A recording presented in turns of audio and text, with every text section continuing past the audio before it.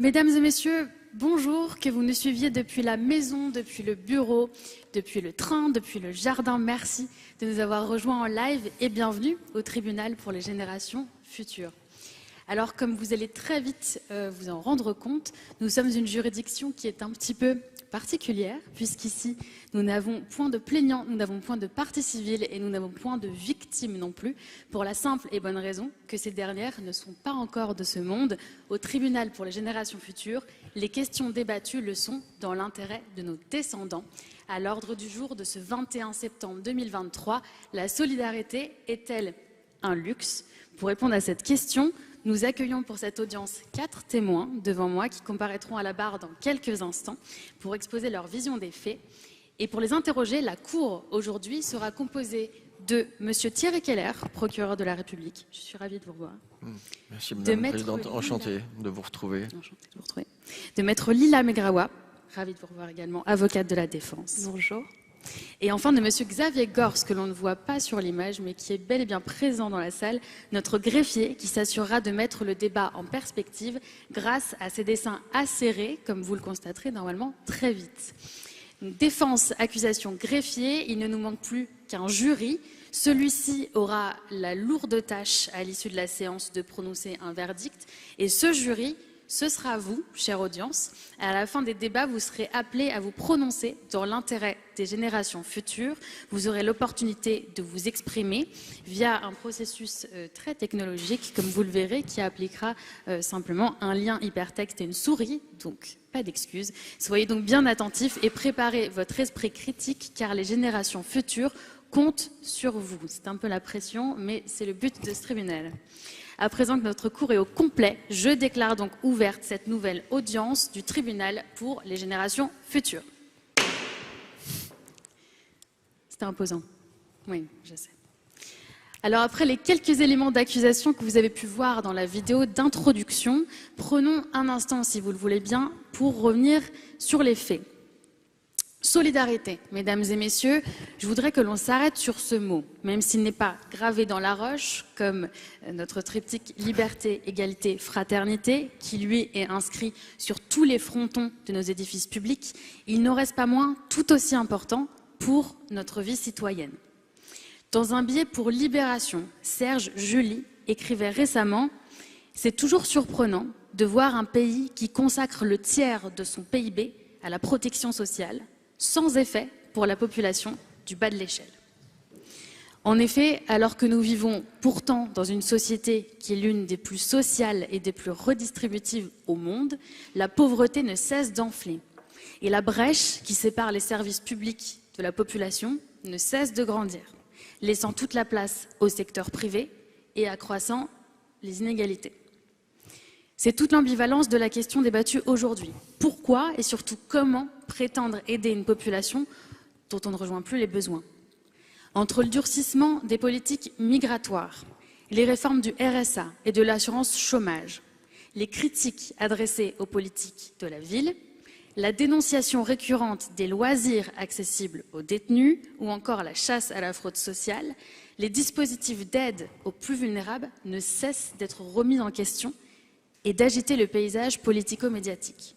À l'autre bout de la table, en effet, on se lève pour mettre en garde contre le coût d'une solidarité publique jugée contre-productive au regard des priorités que seraient le remboursement de la dette, la réduction du chômage ou encore la lutte contre l'insécurité. Alors, quelle est la valeur de la solidarité? Est-elle une norme? Est-elle un droit? Est-elle un outil de politique publique? Ou est-elle un luxe? La solidarité, mesdames et messieurs, est-elle aussi utile qu'un sac Chanel? Cher juré, ce sera à vous de trancher à la fin de cette séance pour vous permettre de vous forger une opinion éclairée sur le sujet. Nous allons auditionner nos 4 témoins, mais avant, je souhaiterais donner la parole au procureur et à l'avocat afin qu'ils nous informent en 1 minute de la ligne tenue par l'accusation et par la défense. Monsieur le procureur, on va commencer par vous, s'il vous plaît, en 2 mots. Merci Madame la Présidente. Vous l'avez rappelé vous-même, les faits sont extrêmement clairs. La solidarité est un luxe. C'est même un petit peu plus qu'un luxe. C'est une gabegie, Madame la Présidente. Et c'est ce que je vais plaider tout à l'heure. La solidarité, un luxe, une gabegie. Le débat monsieur le procureur, votre ligne en 1 minute. La solidarité est l'un des fondements du pacte républicain. Il est donc évident que je vous inviterai à voter non. Très bien, merci beaucoup pour vos résumés. Vous aurez l'occasion de développer tout ça tout à l'heure, bien évidemment, pour que ce soit clair pour notre chère audience. Nous pouvons donc démarrer les audiences. J'appelle à la barre notre premier témoin, qui est Monsieur David Chase.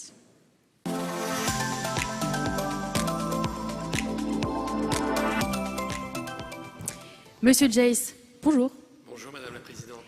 Merci d'avoir accepté de témoigner aujourd'hui. Pouvez-vous décliner votre identité et les raisons de votre présence ici? Alors, je m'appelle David Jaïs, je suis essayiste, enseignant, et je viens ici parce que vous m'avez convoqué. Tout à fait. Merci beaucoup d'avoir répondu à l'invitation. Vous allez être interrogé par le procureur, puis par l'avocate. Mais avant cela, pouvez-vous jurer de vous exprimer dans l'intérêt des générations futures? Levez la main et dites « je le jure ». Je le jure.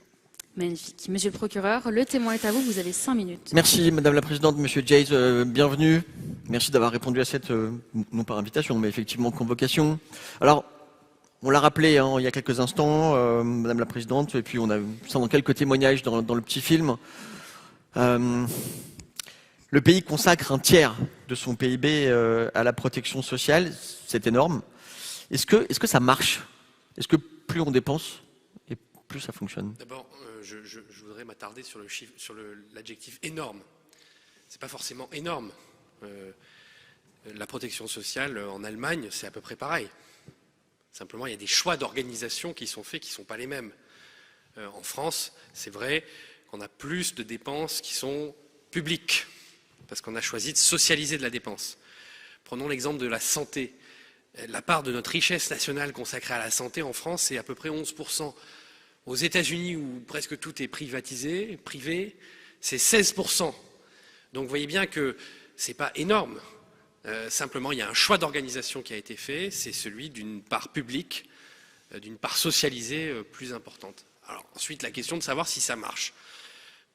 Ce qui est certain, c'est que du point de vue du développement humain, si vous prenez les objectifs du développement durable de l'ONU, si vous prenez ce qu'on appelle l'indice de développement humain, vous voyez qu'on a des fondamentaux qui sont assez bons. On fait mieux en France en matière de pauvreté que nos voisins allemands et évidemment que les États-Unis. On a une espérance de vie qui est satisfaisante. On avait, j'en parle un peu au passé, un système de santé qui était très, très performant. Donc on a des résultats de développement humain qui sont satisfaisants. Ensuite, évidemment, il ne faut pas se reposer sur ses lauriers. Il faut regarder les différents systèmes d'assurance, de protection sociale. Sont-ils efficaces? Est-ce que l'argent est bien utilisé? Est-ce qu'on protège les bonnes personnes? Je prends juste un exemple, la politique familiale. Il y a des trous dans la raquette. Et parfois, on envoie de l'argent là où les gens en ont moins besoin. Et parfois, on passe à côté de situations de détresse absolument catastrophique. Donc je pense qu'il est bon et il est sain qu'une société démocratique fasse régulièrement l'inventaire et l'audit de son système de protection sociale, au Parlement, mais aussi parmi les citoyens. Ou dans un prétoire comme celui-ci. Vous avez parlé de se reposer sur ses lauriers. Peut-on revenir rapidement sur les origines de notre système global de protection sociale et de solidarité, avec un système industriel, un salariat hégémonique dans la population active? Est-ce qu'on n'a pas une forme de nostalgie à l'égard d'un système qui, comme dirait l'autre, eût marché? Alors le système de protection sociale européen, il est unique au monde. L'État-providence, il s'est constitué effectivement, c'était dit par Alain Supiot dans la vidéo, au XIXe siècle, au moment de la révolution industrielle, parce que la révolution industrielle, c'est un choc, c'est une violence sur la société, ça transforme profondément les rapports entre les capitalistes et les travailleurs. Il y avait des formes de solidarité traditionnelles qui étaient à l'ère féodale, très attachées à un territoire, qui explosent au moment de la révolution industrielle. Et la révolution industrielle, elle jette effectivement tout un sous-prolétariat des usines dans une situation d'indigence, de misère. Vous connaissez les vers de Victor Hugo, hein, où vont tous ces enfants, dont pas un seul ne rit, ces doux êtres pensifs que la fièvre amaigrit, ces filles de 8 ans qu'on voit cheminer seuls, ils s'en vont travailler 15 heures sous des meules. Et donc il y a eu une autoprotection de la société, c'est l'économiste Karl Polanyi qui utilise ce terme, c'est-à-dire que la société a réagi au choc industriel et a construit des systèmes de solidarité qui sont plus locaux, qui sont plus traditionnels, mais qui sont organisés à la même échelle que l'industrie, et à la même échelle que ce que l'on appelle la division du travail social. Et donc on a commencé à mettre en place, alors ça dépend d'un pays à l'autre. En France, on a mis en place des caisses d'assurance, d'abord à l'échelle des corporations, les mineurs, les pêcheurs, pour la retraite, pour les accidents du travail. On l'a fait aussi en Allemagne, sous Bismarck. En Angleterre, ça s'est exprimé différemment. Ensuite, on a mis en place des services publics, parce que je rappelle que le service public de l'éducation, la santé, ça participe aussi de notre système de protection sociale. Donc vous voyez, chaque société, chaque culture, et c'est très lié à la nation démocratique, a organisé la solidarité d'une manière différente. Donc ça, c'était avant. Ça, c'était avant. Et il y a eu un âge d'or sous les 30 Glorieuses, puisqu'en fait, après 1945, on a une nouvelle vague d'industrialisation de l'Europe, qui se modernise, qui se reconstruit, qui rattrape les États-Unis. Et donc là, on a ce que les sociologues ont appelé la société salariale, c'est-à-dire la norme, c'est que tout le monde ait un contrat de travail, salarié, à vie, idéalement, dans l'industrie, puisque les campagnes se vident à ce moment-là. Et on a organisé la protection sociale largement sur cette base. En France, c'est la sécurité sociale qui a été créée par les ordonnances de 1944 et qui a été développée dans les années 50 et 60. Et puis on voit qu'aujourd'hui, avec la mondialisation, avec l'émiettement du travail, avec l'informatisation, avec la précarisation, avec la crise climatique aussi, on en parlera peut-être tout à l'heure, il y a des défis nouveaux qui sont posés à la protection sociale, et donc il faut effectivement défendre ce principe de solidarité, mais il faut peut-être imaginer des formes, des chorégraphies nouvelles qui soient plus adaptées à la réalité de ce que vivent les gens, et des chocs et des risques contre lesquels on veut les protéger. Alors, une dernière petite question, Madame la Présidente, si vous permettez. Vous avez parlé d'indices de développement humain, qui sont d'autres critères de mesure du bonheur collectif. Il y a aussi le fameux indice Gini, qui mesure les inégalités. La France n'est pas si bien placée que ça d'un point de vue européen. Il y a forcément nos fameux amis scandinaves qui sont devant nous. Est-ce qu'il y a des endroits desquels on pourrait s'inspirer pour précisément réactiver cet état social qui est clairement à bout de souffle? Alors il y a quelque chose qui est très spectaculaire en France, c'est quand même que, je regardais hier, il y avait une statistique très intéressante sur l'écart entre les 10% les plus riches et les 10% les plus pauvres. L'écart avant redistribution, c'est-à-dire avant que tout ce système de solidarité dont on parle joue, les services publics, l'assurance, la protection sociale, il est de 1 à 18, entre les 10 du top et les 10 de tout en bas. Et après redistribution, c'est-à-dire une fois que ce système a joué, il est de 1 à 3. Ça, c'est absolument spectaculaire.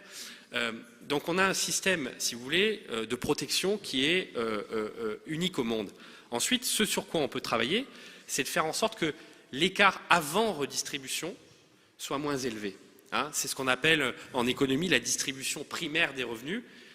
On voit qu'on a en France des écarts de salaire qui sont absolument considérables, des écarts de patrimoine aussi.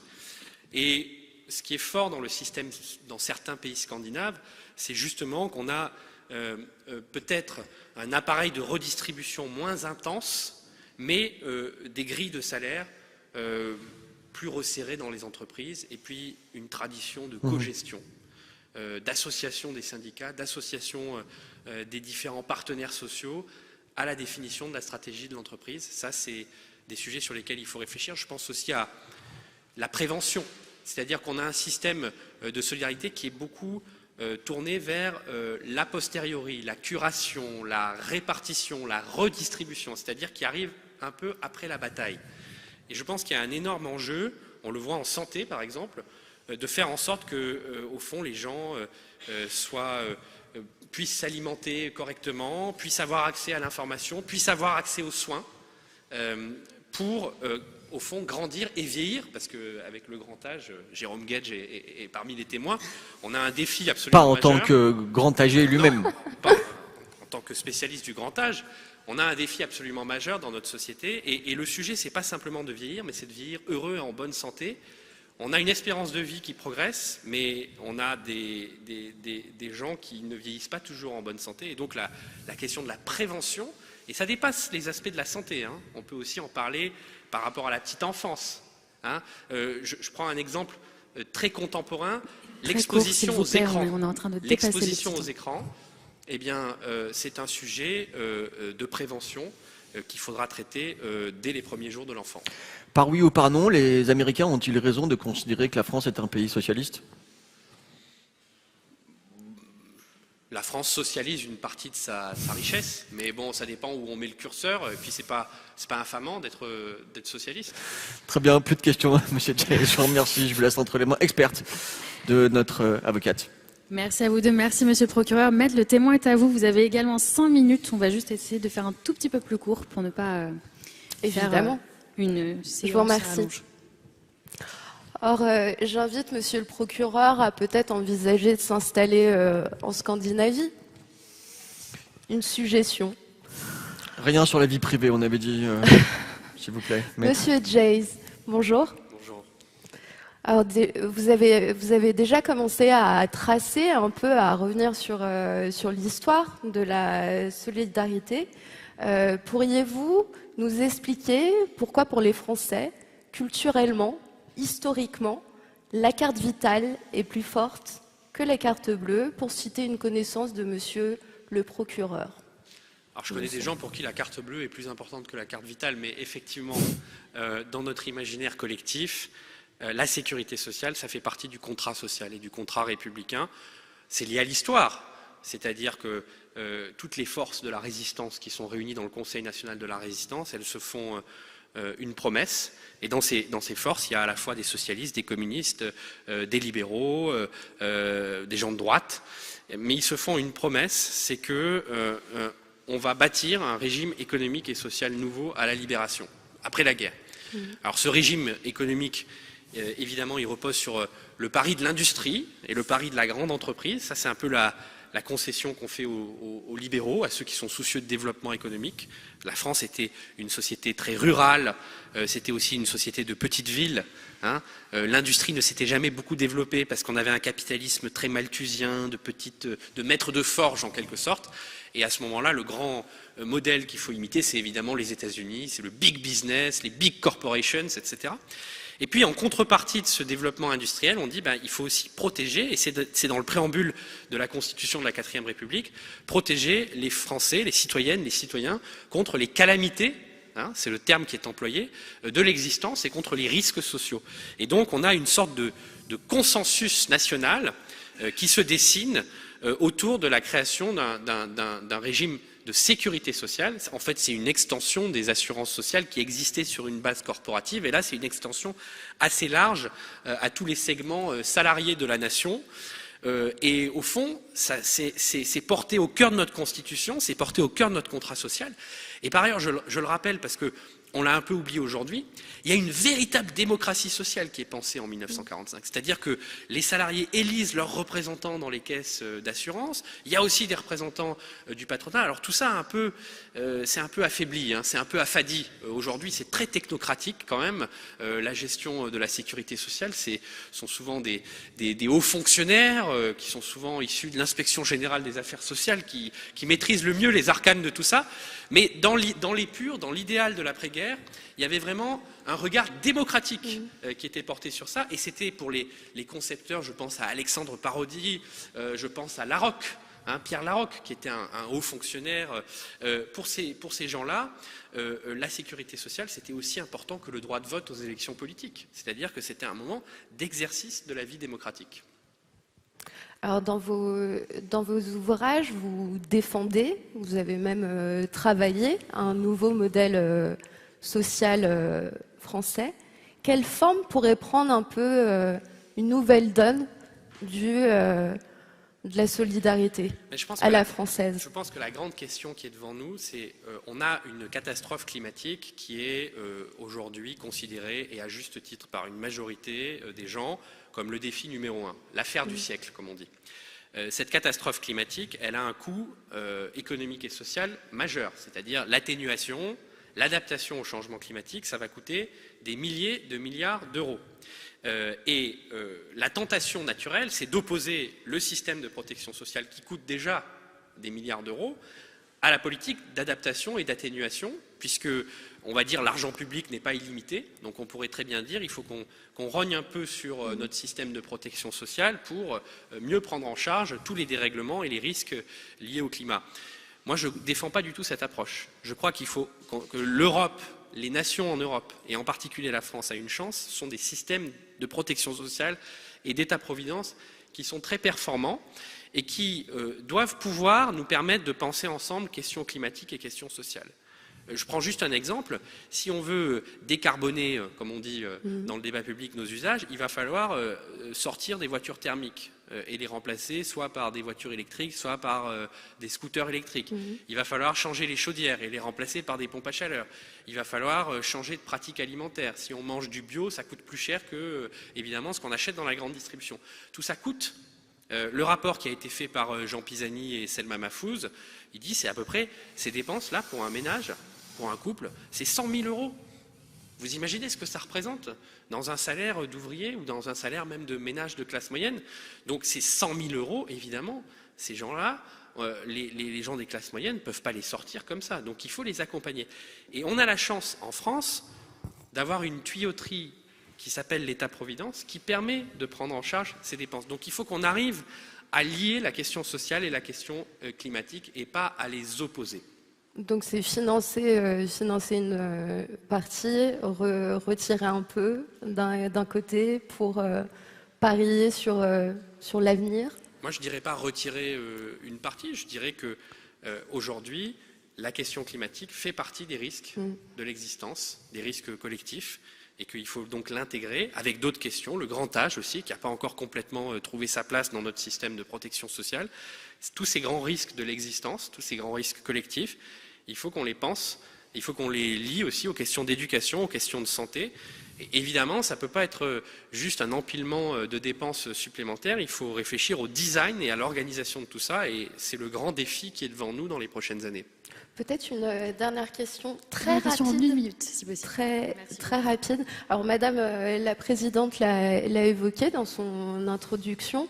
La solidarité, elle interroge la solidarité en tant que droit, norme ou luxe. A-t-on besoin, pensez-vous, de rééduquer à la solidarité ?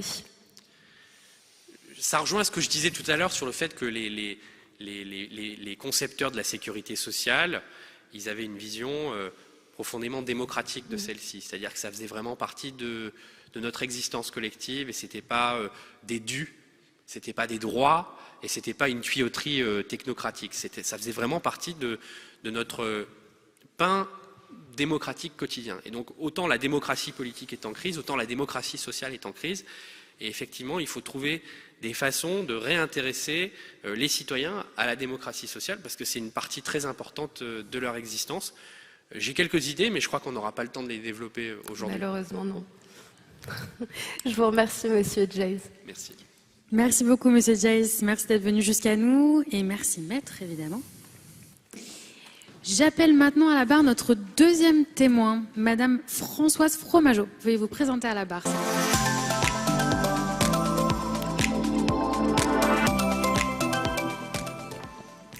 Madame Fromageau, bonjour, merci d'avoir répondu à notre convocation. Pouvez-vous également décliner votre identité et les raisons de votre présence ici? Je suis Françoise Fromageau, je suis une militante associative de longue date, également administratrice de Nexem et j'ai évidemment répondu à votre convocation, Madame la Présidente. Merci beaucoup. Vous allez être interrogée donc par le procureur puis par l'avocat. Mais avant cela, pouvez-vous jurer de vous exprimer dans l'intérêt des générations futures? Levez la main et dites « je le jure ». Je le jure. Merci beaucoup. Monsieur le procureur, le témoin est à vous. 5 minutes. Merci beaucoup, Madame la Présidente. Madame Fromageau, bonjour, enchanté. Rassurez-vous, je ne vous poserai pas la question de savoir s'il faut rééduquer les masses, comme a posé Maître Megrawa tout à l'heure. Mais j'aurai une réponse tout à l'heure. Oui, ça ne m'étonne pas que les avocats de gauche veuillent toujours rééduquer les gens. De toute façon, c'est leur métier. Madame Fromageau, vous le disiez, vous êtes une militante. C'est ce qui vous caractérise sans doute. Vous êtes aussi médecin. Oui. Un peu bretonne. Complètement bretonne. Dans quel ordre? Complètement bretonne. Dans quel ordre? Médecin, militante, bretonne? Alors justement, Monsieur le procureur, je crois que j'ai mené une double vie. Ok. J'ai mené une double vie, c'est-à-dire que j'ai passé plus de 45 ans dans un hôpital public en tant que médecin. Et puis, heureusement pour moi, j'étais aussi militante associative, ce qui permet aussi de garder, je dirais, les pieds sur terre et dans la vraie vie. Donc voilà, j'ai mené ces deux existences.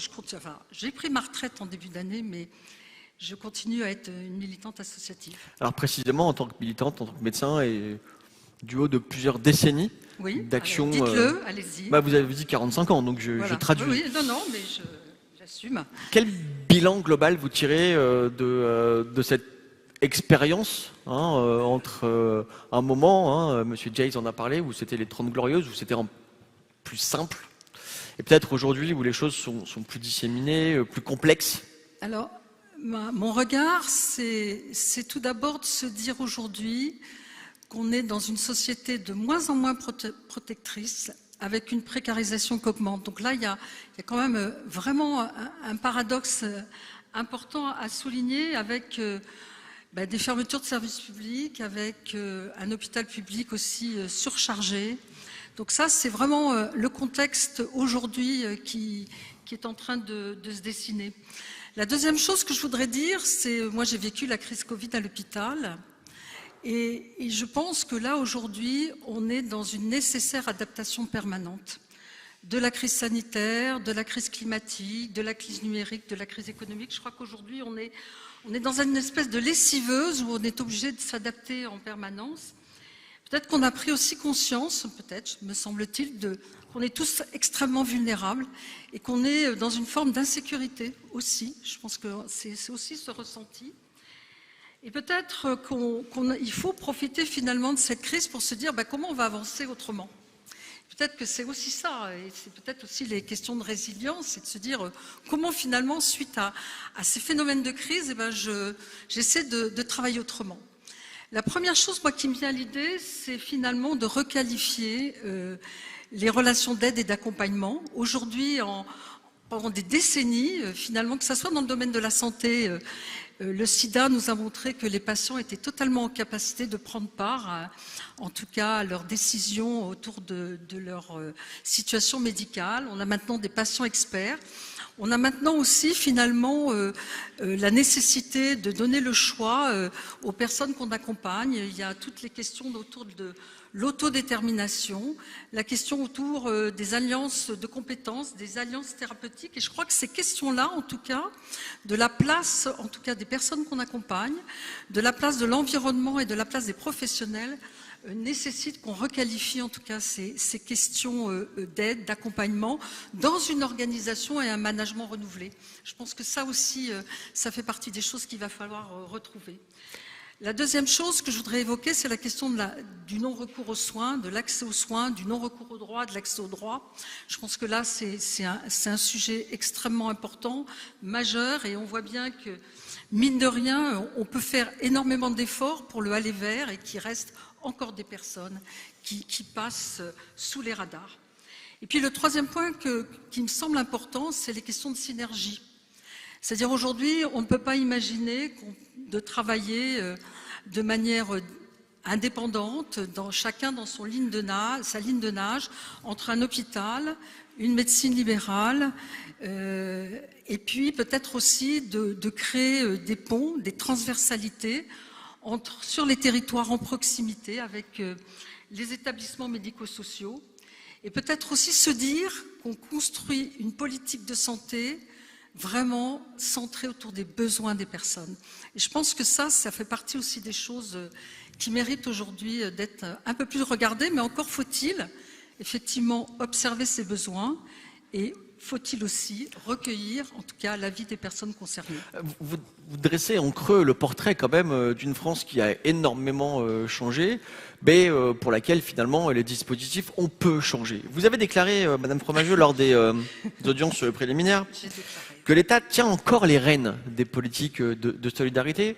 On sait ce qu'il en est de l'État. Je ne vais pas citer Jérôme Fourquet, le directeur des études de l'IFOP, qui avait parlé d'un État en voie de clochardisation.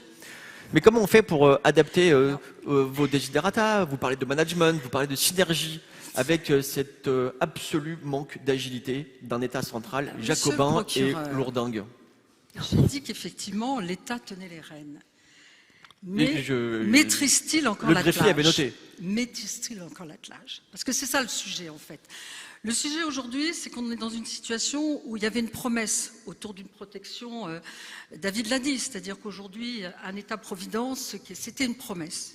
C'est toujours une promesse. Quand on regarde le système de protection sociale et qu'on interroge les Français sur ce système de protection sociale, la majorité des Français tiennent au système de protection sociale comme un bien commun. Donc, c'est aussi des choses extrêmement importantes. Et puis, là, la ministre de la Solidarité vient de nous annoncer le pacte des solidarités, avec un S. Donc, je veux dire, l'État s'affiche toujours, me semble-t-il encore, dans ce souci de protection. Mais la trajectoire est absolument pas maîtrisée. Quand on voit aujourd'hui la précarité et peut-être aussi un effet redistributif qui est plus aussi efficace qu'avant. Je veux dire, bon, on ne veut pas citer les chiffres, il y a des gens beaucoup plus intelligents que moi dans la salle, mais c'est vraiment une question importante. Et puis de se dire qu'on a des nouvelles précarités qui arrivent, qu'on ne connaissait pas. Les vieux, les personnes âgées aujourd'hui font partie des précaires. On a un certain nombre de travailleurs pauvres, on a les jeunes. Donc tout ce public-là qui est vraiment extrêmement émergent. Et puis quand même, moi je ne sais pas, monsieur le procureur, des faits choquants que vous ayez aujourd'hui dans un pays dit riche comme la France, des enfants à la rue. Moi je suis désolée, mais je pense qu'aujourd'hui personne ne l'aurait imaginé, ne serait-ce qu'il y a une dizaine d'années. Donc là, il y a une vraie nécessité autour d'une garantie universelle de protection et de garantie de vie. Alors pas simplement manger, dormir, mais aussi autour de la question de l'éducation, autour du bien-être, autour des loisirs, autour de la culture. Donc on voit qu'on a aussi quelque part une marche quand même extrêmement importante à franchir, avec un vrai sujet qui est celui des vulnérabilités augmentées dans des périodes de crise, et on le voit dans la crise climatique, on l'a vu dans la crise sanitaire. Aujourd'hui, là, les crises majorent en tout cas ces questions de vulnérabilité, d'exclusion. Donc je pense que là, il faut aussi que l'État tienne compte de ça. Et peut-être qu'on peut se dire aussi que c'est vraiment, quelque part, moi je pense, un sujet autour de la question de la cohésion sociale. Et je pense que là, il y a une question qui a été posée tout à l'heure et j'aurais envie d'y répondre de cette manière-là. Je pense que les questions de cohésion sociale, on voit bien qu'il faut absolument que l'État, en tout cas, donne la direction, fixe le cadre. Mais les questions de cohésion sociale ne sont pas par loi et cadre réglementaire. C'est pourtant ce qui se passe. C'est-à-dire que, vous verrez le contraire tout à l'heure, monsieur le procureur, c'est-à-dire que si le citoyen ne se mobilise pas sur ces questions de solidarité, évidemment que ça ne marchera pas. Je vais vous demander de faire très court sur la troisième question pour une question d'équité, pour que Maître puisse avoir le temps de vous interroger aussi. Vous nous présentez un magnifique programme électoral. Pas du tout, j'ai aucune prétention. Non, commencez pas à être modeste. Non, pas du tout. Un programme électoral enthousiasmant et qui donnerait envie de voter pour vous. À titre personnel, c'est ce que je ferais bien volontiers. Je vais réfléchir alors, effectivement, peut-être que vous avez déjà une voix, la mienne. Ça ne vous donne pas envie de partir en croisade, si vous me permettez l'expression, contre précisément tous ceux qui freinent l'avènement de ce qui pourrait devenir, grâce à vous, une cohésion sociale accomplie? Bien sûr, évidemment. Très bien. Évidemment, bien sûr. Merci beaucoup. Plus de questions. Merci beaucoup, madame. Question-réponse. C'était très court. Merci beaucoup. Présidente. Merci, monsieur le procureur. Le témoin est maintenant à la défense, Maître Megrawa. C'est à vous. Je vous remercie. J'observe que, encore une fois, vous faites les questions et les réponses. Ah oui. J'ai pas eu le sentiment d'apporter les réponses à quelqu'un qui connaît extrêmement bien son sujet. Ne commencez pas, s'il vous plaît. Madame Fromageau, bonjour. Madame Alors, l'avocate. pour reprendre vos mots, vous êtes dans la vraie vie. J'essaie. Vous avez été au cœur de la pandémie. Vous avez œuvré à titre professionnel, en tant que médecin et également au sein de la fondation de la Croix-Rouge. Qu'a révélé la pandémie sur notre sens de la solidarité ? Alors la pandémie, elle a révélé quelque chose d'extrêmement intéressant. Mais ça, je pense que certains m'ont déjà entendu dire ça, mais c'est que finalement, on a été tous confinés. Et tous, les uns et les autres, on a souffert de la perte de lien social. Et ça, c'était vraiment quelque chose d'assez inédit et d'assez intéressant. Et en fait, les gens ont télétravaillé, les jeunes sont restés chez eux, ils ont bouffé du Netflix pendant des jours, et puis un jour, certains se sont dit, et aussi, pour pouvoir sortir de chez eux et de recréer du lien social, eh ben, beaucoup de nos concitoyens, en fait, se sont engagés pour finalement se préoccuper de son voisin. Alors c'était assez intéressant parce que finalement il y avait les grands réseaux associatifs qui ont continué à mobiliser leurs bénévoles pas trop vieux, parce que les vieux étaient confinés, je le précise, à aller finalement vers les personnes accompagnées. Mais il y a eu aussi des bénévolats de proximité, j'appelle ça la solidarité de la cage d'escalier, et c'est-à-dire cette installation de se dire aujourd'hui, finalement, il y a peut-être quelqu'un qui est isolé autour de moi, c'est cette veille solidaire de proximité et ce souci de l'autre. Et je pense que c'est ce qui était aussi intéressant finalement par rapport à l'engagement bénévole, c'est que finalement, les personnes qui s'engageaient, ils avaient un retour quasiment immédiat d'investissement bénévole, c'est-à-dire que le fait d'aller passer quelques temps, d'aller porter les médicaments à la dame du 8e et le pain à la dame qui a 4 enfants et qui ne pouvait pas sortir de chez elle, était quand même extrêmement intéressant. Et ça nous a re-questionné finalement sur ce aller vers, parce qu'on parle toujours du dernier kilomètre, mais finalement, il ne faut pas parler du dernier kilomètre. Il faut parler de la dernière centaine de mètres. Voilà. Le kilomètre, c'est encore un petit peu plus loin, et de se dire aujourd'hui, finalement, que sur les questions de la pandémie, on a tous appris aussi à faire ensemble et à serrer les coudes, en tout cas sur les territoires. Et ça, c'était une expérience assez inédite également. Nous ne sommes donc pas un pays d'égoïstes, comme le laissait entendre... Pas du tout. Non, non, à la fois Monsieur le procureur et également Monsieur Comte-Sponville dans la vidéo. Non, on n'est pas un pays du tout égoïste, parce que vous voyez sur la question de la solitude et de l'isolement, bon, c'est vrai qu'on a pris une grande claque dans la figure en 2003 sur la canicule, mais quand on interroge nos concitoyens pour leur dire est-ce que vous êtes prêts, en tout cas donner du temps pour lutter contre l'isolement des personnes âgées, 25% de nos concitoyens nous répondent oui tout de suite, et la majorité de jeunes. Donc ça montre qu'effectivement, sur ces questions de société, tout à fait... Nous avons d'ailleurs une pièce à conviction sur le sujet. Si vous avez une pièce à conviction, alors... Vous nous avez précisé lors des auditions préliminaires que la mobilisation au sein de l'association pour laquelle vous travaillez, Mona Lisa, qui lutte contre l'isolement des personnes âgées, vous avez expliqué que l'engagement des jeunes reste conséquent. Alors malheureusement, c'est écrit en tout petit. Mais principalement... Madame l'avocate, si je puis me permettre, parce qu'on a peu de temps, c'est de dire autour des jeunes, il y a le double effet. Parce qu'il y a l'effet effectivement de la lutte contre l'isolement, mais il y a aussi l'effet du lien intergénérationnel. Et je pense que ça, ce principe de réciprocité entre finalement deux générations qu'on pourrait opposer, et de temps en temps, dans les médias, on pourrait opposer, finalement peuvent très bien se retrouver. Voilà. Donc ça, c'est extrêmement intéressant à regarder. Et puis sur la question aussi de l'engagement des jeunes, je pense que là, il y a quelque chose d'important, c'est que les jeunes aujourd'hui, quand ils vont chercher du boulot, ils mettent ça sur leur CV. Et que les employeurs, ils sont extrêmement intéressés par des jeunes qui ont, en tout cas ce parcours associatif, dans ce savoir-être et ce savoir-faire. Et je pense que là, c'est extrêmement valorisant pour les jeunes. Et pour reprendre et finir sur cette question du lien social et de l'égoïsme, les bénévoles, ils sont un peu égoïstes. Parce que quand vous regardez les motivations d'engagement, en tout cas des bénévoles, c'est aussi parce que certains se sentent isolés. Donc évidemment qu'ils ont envie d'être utiles, mais ils sont aussi là parce qu'ils sont seuls. Donc voilà. Peut-être une question très rapidement. Oui, très rapidement. 1 minute pour la dernière question. Pardon, vous aurez eu le même temps. Ouais. Merci. Merci Madame Bien mon travail, la Monsieur le procureur, Présidente. ne vous inquiétez pas. Alors, monsieur le procureur rappelait qu'en matière de solidarité, vous avez indiqué lors des auditions préliminaires que l'État tient encore les cordons de la bourse.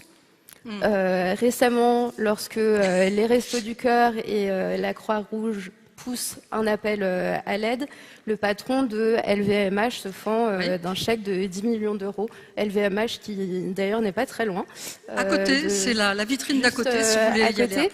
Pensez-vous qu'on doit s'inquiéter d'une privatisation de la solidarité? Moi, je pense que c'est extrêmement intéressant ce qui s'est passé. D'abord, entre nous, vous dire que ça, on le dit depuis 2-3 ans. En 2022, on a eu plus de 20% de bénéficiaires de l'aide alimentaire. Donc à un moment, voilà, effectivement, que nous, on passe sur un ton un peu... Là, après, moi, j'avais envie de répondre par la symbolique. La symbolique, c'est-à-dire qu'on se retrouve dans les Restos du Cœur, dans les locaux du Resto du Cœur, avec le président des Restos du Cœur, bien sûr, la ministre et le fils Arnaud. Mais c'était extrêmement intéressant parce que finalement, on les regarde tous les trois, on se dit, mais quel est le rôle et la responsabilité des uns et des autres dans cette question-là? Enfin, moi, j'ai trouvé que vraiment, là, ça méritait en tout cas qu'on puisse réfléchir là-dessus et de se dire aujourd'hui, l'État, il ferait bien de temps en temps d'écouter les associations. Nous sommes des observatoires privilégiés des vulnérabilités. Privilégiés. Vous êtes des vigies? On est des vigies.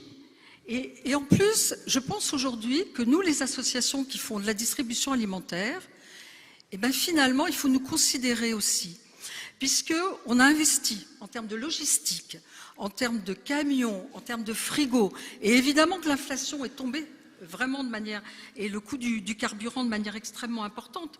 Mais je veux dire, aujourd'hui, on se retrouve en plus dans des tensions au quotidien où il faut refuser de l'aide aux personnes.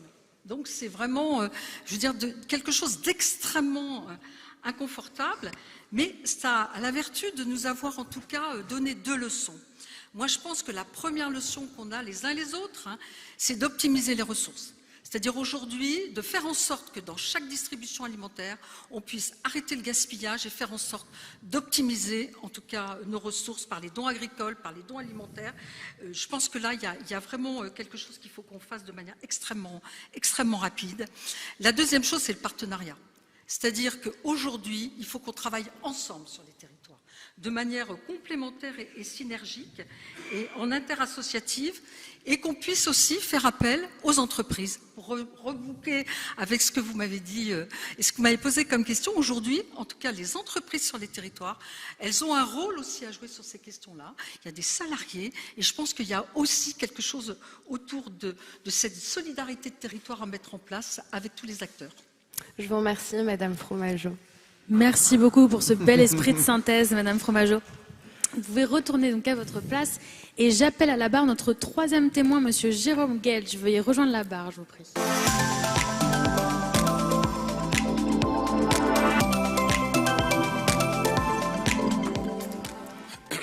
Bonjour Monsieur Guelj, merci d'avoir accepté de témoigner aujourd'hui. Pouvez-vous décliner au même titre que les 2 autres témoins votre identité et les raisons de votre présence aujourd'hui? Merci Madame la Présidente. Jérôme Guelj, je suis député socialiste de l'Essonne. Merci beaucoup. Et j'ai répondu évidemment à votre invitation, convocation, Madame la Présidente. Merci beaucoup. Et pouvez-vous à présent jurer de vous exprimer dans l'intérêt des générations futures? Levez la main et dites « je le jure ». Je le jure. Merci beaucoup. Monsieur le procureur, le témoin est à vous. Merci. Vous avez 5 minutes. Madame la Présidente, encore une fois. Monsieur le député, enchanté. Vous avez vu que la précédente témoin vous avez concurrencé sur le domaine des propositions électorales. Je vais commencer avec une pièce à conviction. Moi-même, j'espère qu'elle sera plus lisible que celle de Maître Megraoua. Ah oui. Ah bah c'est nettement mieux. Alors. C'est pas nettement mieux pour établir l'équilibre. Vous le voyez, Monsieur le député, dans cette enquête IFOP pour Nexem sur le regard des Français sur le secteur social, médico-social et sanitaire, on s'aperçoit que 81% des Français estiment que le financement de l'action sociale et médico-sociale est insuffisant. Est-ce que vous n'avez pas le sentiment qu'on est là complètement au cœur d'un vrai tropisme hexagonal qui consiste à dire qu'à chaque problème, on doit encore allonger la sauce, encore payer et encore creuser les déficits? L'expression des Français dans ce sondage rejoint le bon sens populaire.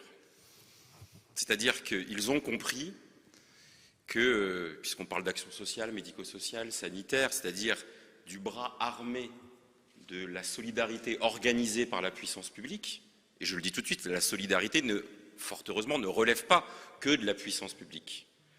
Je fais une parenthèse à cet instant.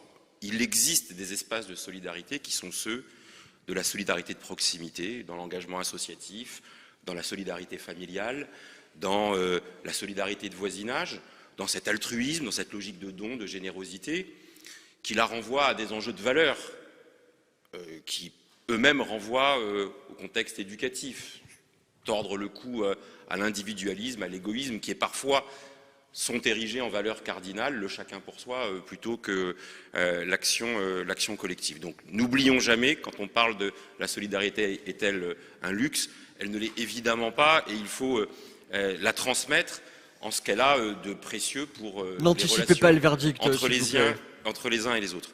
Mais pour ce qui relève de la solidarité organisée, ce que dit ce sondage, c'est qu'il y a une attente, en effet, immense, et une confiance dans ces solidarités organisées par la puissance publique, et donc financées par la puissance publique, c'est-à-dire par un prélèvement redistribué et une recherche d'allocation des ressources organisées par la puissance publique, dans le cadre du choix démocratique.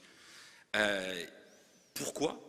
Parce que ces enjeux de solidarité, que ce soit l'action sociale à destination des questions de santé, des questions de personnes âgées, des questions de personnes en situation de précarité, d'insertion, de grand âge, je l'ai mentionné, c'est le sentiment que tous ces sujets sont des biens communs. Et par biens communs, on les oppose à des logiques de marchandisation. Voyez-vous, je pense que pour fabriquer des voitures, l'initiative privée, l'économie de marché est plus efficiente et plus pertinente que la puissance publique. Attention à ce que vous dites quand même. Non, je dis que pour fabriquer des voitures ou des ordinateurs, je concède aisément que même les lois du marché, à condition d'être régulées et de ne pas dériver, est plus pertinente. Quand il est question de biens communs, quand il est question de l'accès aux soins dont parlait Françoise Fromageau il y a quelques instants, je considère là, à l'inverse, que l'État stratège, l'État organisé, ou la sécurité sociale, en tous les cas des espaces de décision collective, avec cet enjeu de la péréquation, de la justice, de la lutte contre les inégalités, je pense qu'il est plus efficient. Et pour cela, en effet, il a besoin de ressources. Alors votre question, c'était, est-ce qu'il faut mettre plus d'argent ? Mais le plus d'argent, il est à la mesure de l'amplification des besoins. Je prends un exemple. Ces 20 dernières années, les maladies chroniques ont augmenté de plus de 30%. Faut-il rester avec les mêmes moyens mobilisés, en termes de réparation, mais aussi en termes de prévention ?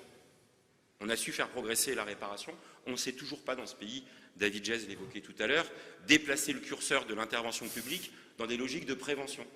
La logique de prévention, c'est le dépistage, c'est la vaccination, c'est l'éducation à la santé.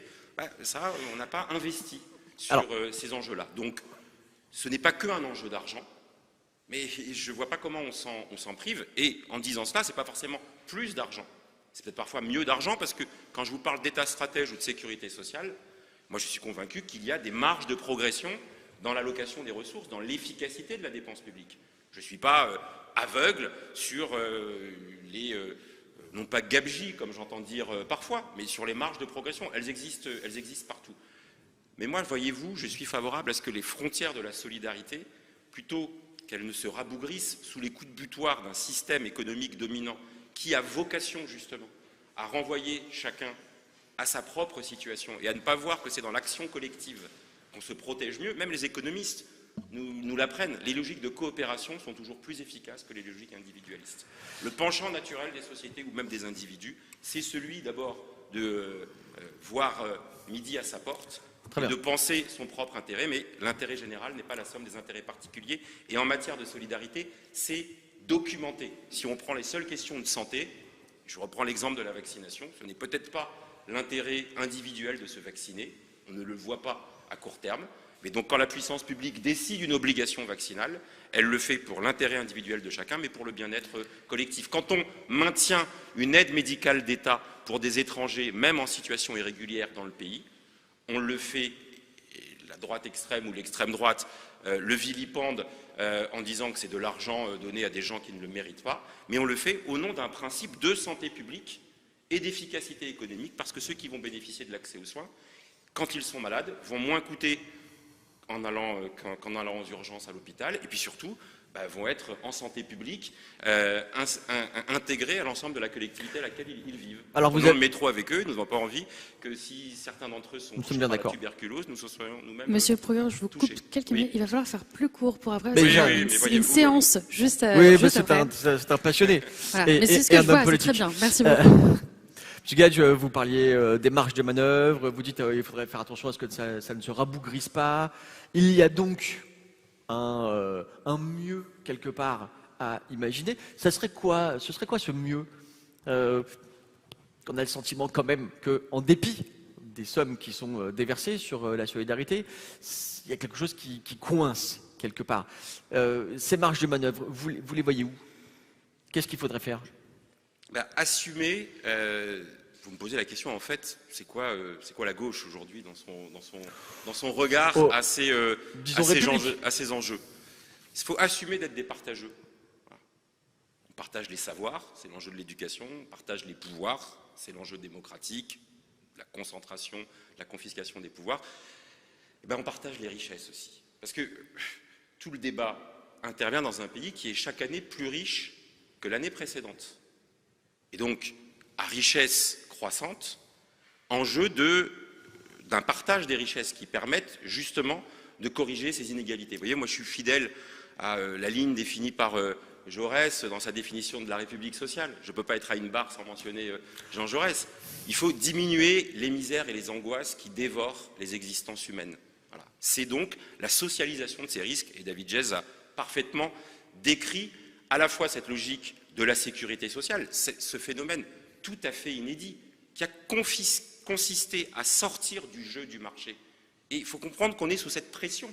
Il y a aujourd'hui 700 milliards en France qui ne sont pas soumis, pour une grande partie d'entre eux, aux logiques de marché, aux logiques de financiarisation, aux logiques de court terme, mais qui sont dans, justement, la couverture de ces risques. C'est tout à fait singulier.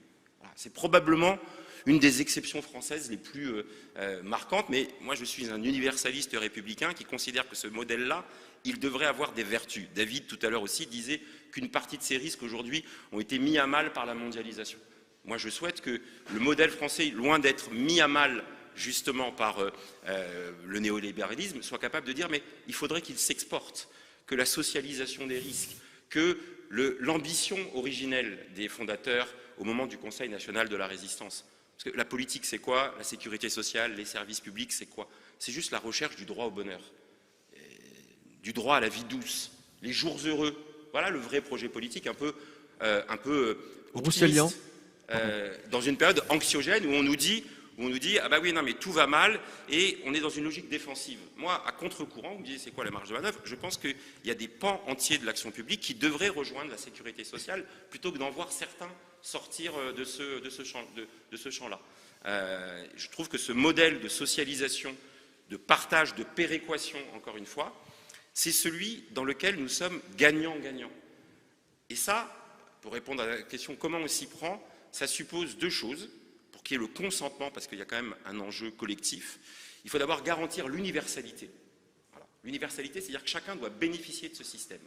Je prends un exemple. Moi, quand le président Hollande a décidé de mettre sous condition de ressources les allocations familiales en 2015, j'ai considéré que c'était une très mauvaise idée. Parce que chacun cotise en fonction de ses moyens et doit recevoir en fonction de ses besoins. Si on fait de la sécurité sociale un filet sous condition de ressources, alors il y a plein de gens dans le pays qui vont considérer qu'ils n'ont pas intérêt à y participer. Et là, on aura donc une sécurité sociale à deux vitesses et à la fin, plus de sécurité sociale du tout, parce que l'universalité des droits auxquels je peux prétendre, c'est celle qui me garantit le consentement et aussi, je n'aime pas cette expression, mais utilisons-la, de faire société. Et la contrepartie de l'universalité, c'est la progressivité de ce qu'on apporte chacun au système. Voilà. Et ça, c'est l'article 13 de la Déclaration des droits de l'homme. Chacun contribue à la dépense publique à raison de ses facultés contributives. Donc introduire de la progressivité dans le prélèvement, et c'est donc le partage des richesses. Tout à l'heure, on prenait l'exemple de Bernard Arnault. Moi, je suis très content qu'il ait donné 10 millions au Restaurant du Cœur. Mais moi, je souhaiterais qu'ils participent aussi pleinement à la hauteur des richesses. Moi, je suis pour qu'il y ait des millionnaires et des milliardaires en France. Je n'ai pas de problème avec ça. Dès l'instant où ils participent pleinement et totalement à la redistribution, avec le prélèvement et avec un taux d'imposition qui est comparable, par exemple, au mien. Moi, je paye 20% de mes revenus en impôts, c'est mon taux moyen. J'adorerais que Bernard Arnault paye réellement 20% de ses revenus sous forme d'impôts. Monsieur le procureur, on va passer à la question 3 et il faudra répondre en 30 secondes. Malheureusement, 30 on a secondes. déjà dépassé le temps, je suis désolée. Oh, mais là, il va pas répondre en 30 secondes, c'est pas possible. 31, Monsieur ce Gage, sera pas plus. la gauche au pouvoir a récemment failli, puisque visiblement les Français lui ont préféré une forme de libéralisme de bonne loi.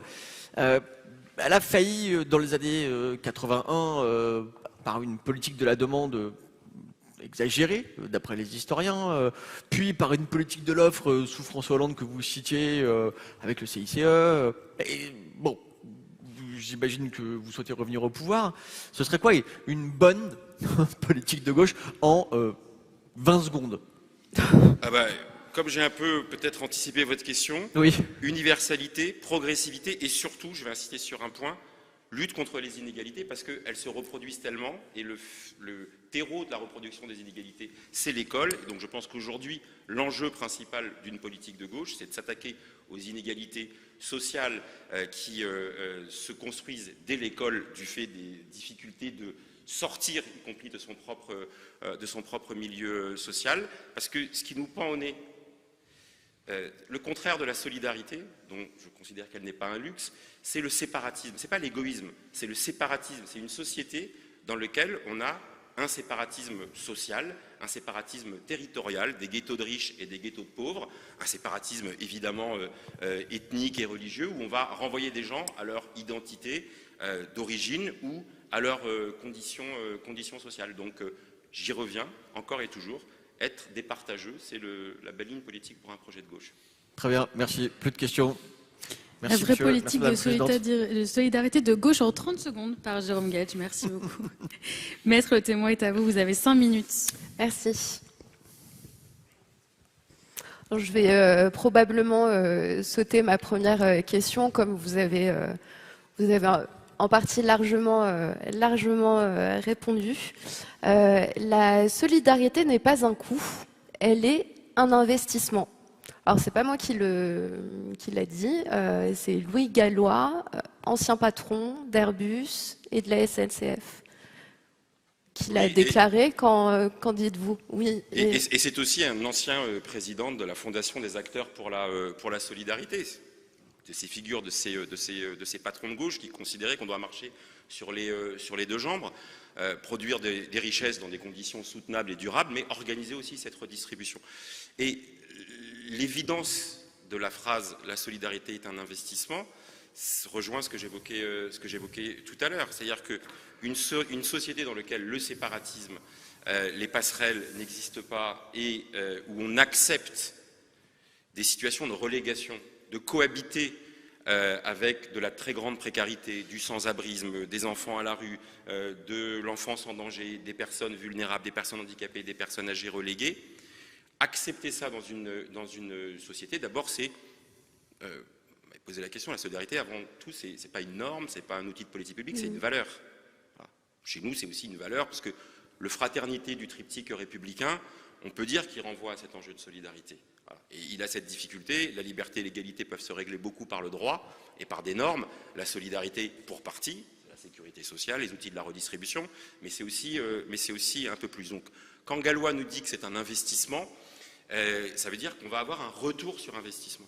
Ça veut dire une élévation du niveau global de la société. Je ne vais prendre qu'un seul exemple qu'on a bien vu pendant le Covid. On a découvert qu'il y avait des métiers dont l'utilité sociale était peut-être plus grande que la rémunération que la société leur attribue. Ce sont ceux des soignants que nous avons applaudis, mais aussi, pour reprendre une expression de mon ami Denis Maillard, ceux de ces métiers du back-office, la logistique, le commerce, les livraisons, etc. Ceux sans lesquels la société s'arrête parce qu'on a leur demandé à eux de continuer à en être. L'investissement auprès de ces métiers-là est une condition sine qua non pour l'ensemble de la société, de son élévation. Donc évidemment, c'est un investissement, mais alors se pose la question de qu'est-ce qu'on y met. Et là, on a un discours dominant, mainstream, qui est que la dépense publique à destination de la solidarité est forcément une charge. Voilà. À tel point que d'ailleurs que la cotisation qui la finance, dans la bataille culturelle, on a réussi à la définir comme étant non plus une cotisation, mais une charge. Voilà. Moi, je me bats en sémantique. La bataille culturelle, comme disait Gramsci, elle commence aussi par les mots. Et par les mots, ne pas appeler la cotisation sociale une charge, mais une cotisation. Et la dépense sociale, non pas un coût, mais un investissement. Parce que, je le redis, c'est la condition du vivre ensemble. Deuxième terme, après faire société, qui est un peu galvaudé, mais on n'en a pas trouvé d'autre jusqu'à présent, pour définir cette capacité à, au pire, cohabiter, et au mieux, aller vers les jours heureux ensemble.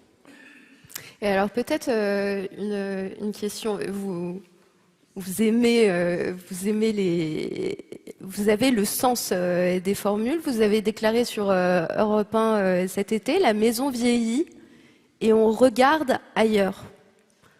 Les personnes âgées seraient-elles les grandes oubliées de notre solidarité nationale? Elles ne sont pas les grandes oubliées, mais ça a été aussi évoqué tout à l'heure. Il s'avère qu'on fait face à une massification du vieillissement, à une révolution qui n'est pas que sanitaire, mais qui est anthropologique, sociétale, civilisationnelle, et elles sont invisibilisées. Et moi, ce qui m'intéresse dans le combat que je mène avec d'autres sur la question de la prise en compte de cette transition démographique et cette révolution de la longévité, c'est qu'à travers ce sujet-là, on aborde le sujet qui est probablement le plus important, qui est celui du regard et de la place que nous accordons aux vulnérabilités. Voilà. Pourquoi? Parce qu'il s'avère que le vieillissement et donc les fragilités et les vulnérabilités qui y sont associées a cette particularité d'être universel. Nous allons tous être vieux. Donc nous allons tous être à un moment fragile et vulnérable. Et si on arrive à avoir cette élévation sur anticipons ces vulnérabilités, accompagnons-les, corrigeons-les autant que possible, même si les vulnérabilités, encore une fois, parfois elles ne peuvent pas être corrigées, mais si elles sont accompagnées, prises en compte, regardées, si on est capable de le faire pour cette vulnérabilité universelle qui est celle liée au vieillissement, alors on sera capable de le faire pour d'autres vulnérabilités qui ne sont pas regardées à leur juste mesure. Je parlais du sans-abrisme, de la grande précarité, on peut parler encore et toujours des personnes en situation de handicap. Moi je considère qu'on mesure le degré d'avancement d'une société, non pas à la performance boursière, au montant du PIB, mais justement à la prise en compte de ces vulnérabilités et à son pendant, par le soin.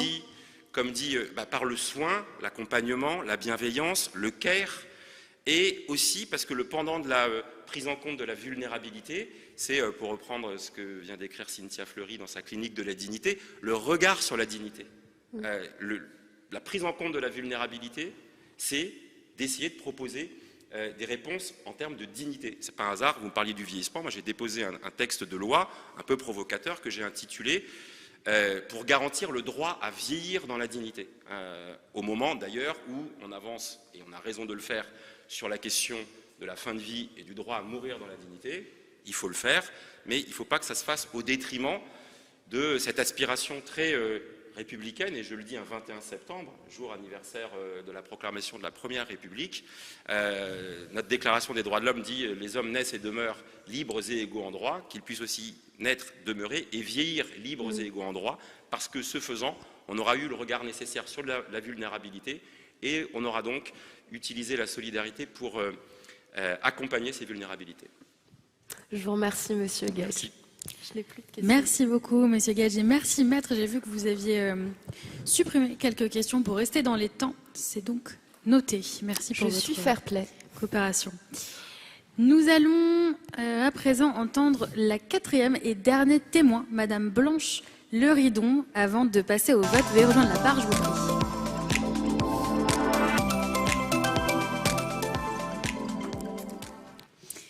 Bonjour Madame Leridon, merci d'avoir accepté de témoigner aujourd'hui.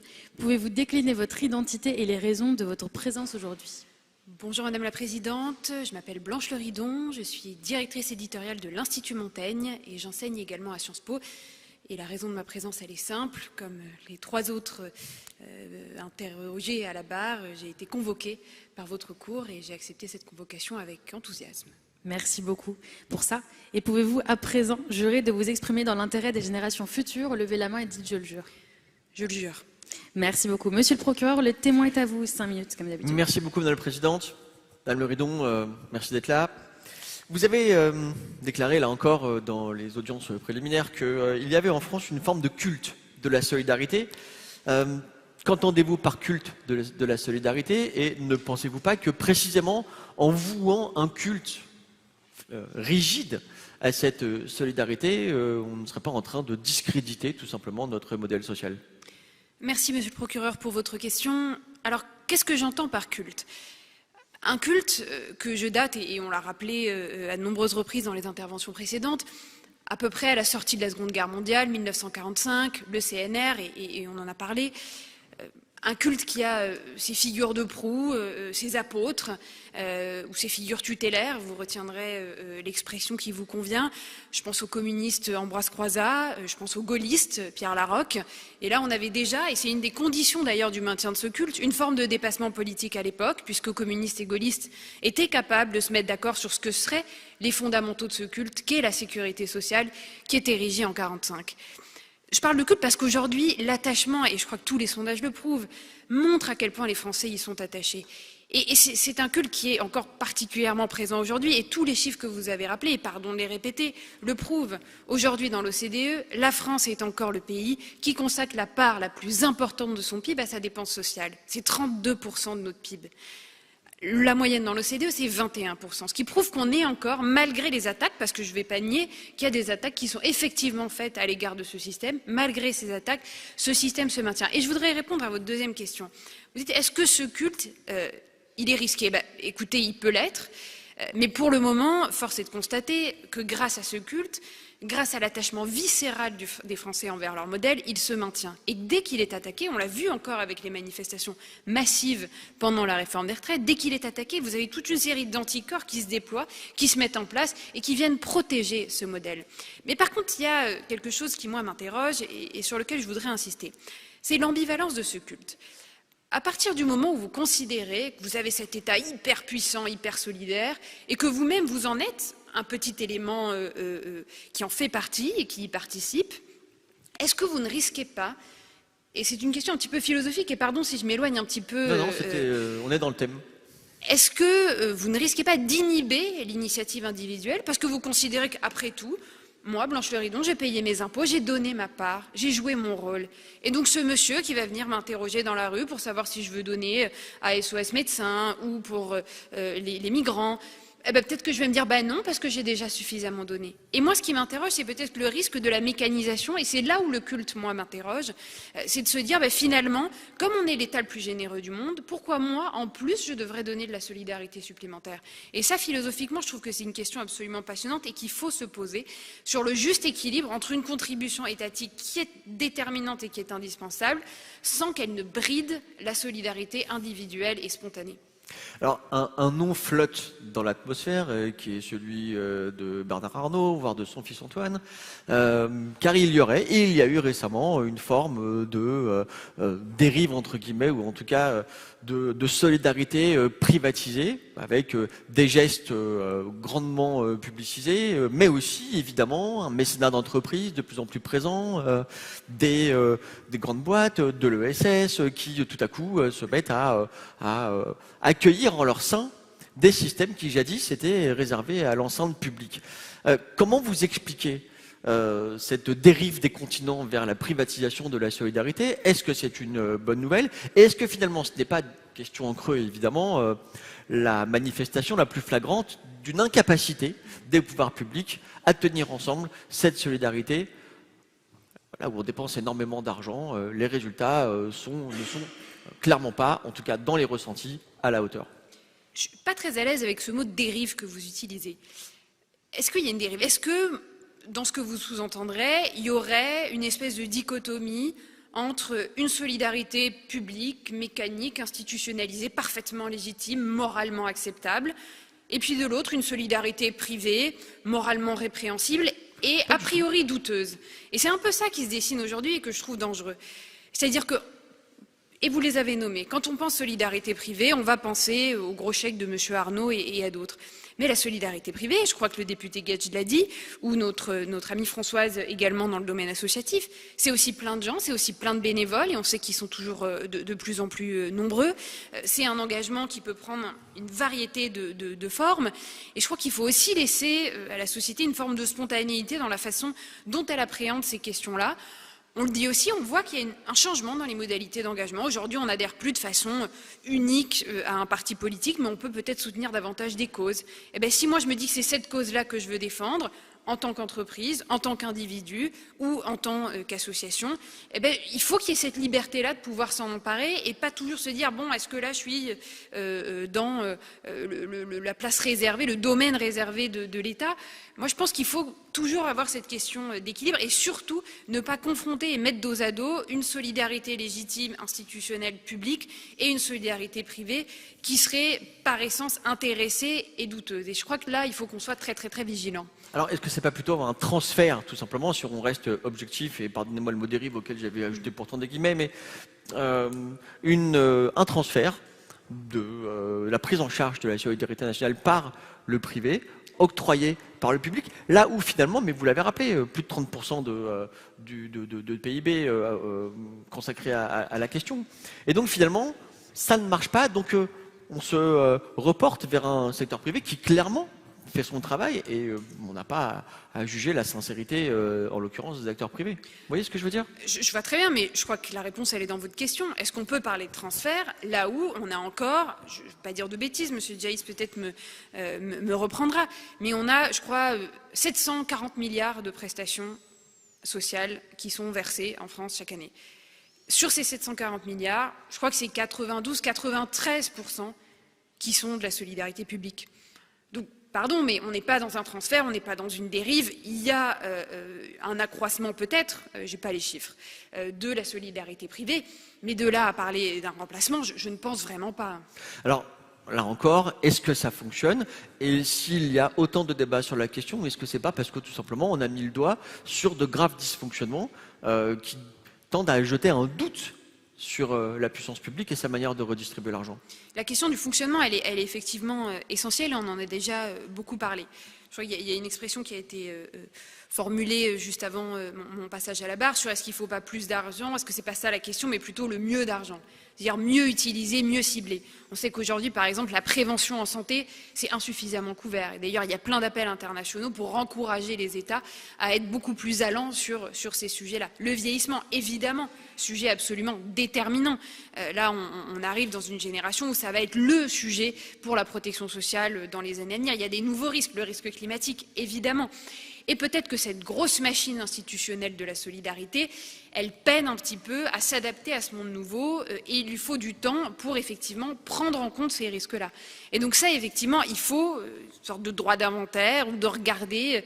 Il y a en ce moment, on entre dans cette fameuse période qu'on appelle l'automne budgétaire. On va examiner, le Parlement va le faire, nos députés vont le faire et on compte sur eux pour être très vigilants sur l'utilisation des deniers publics en la matière.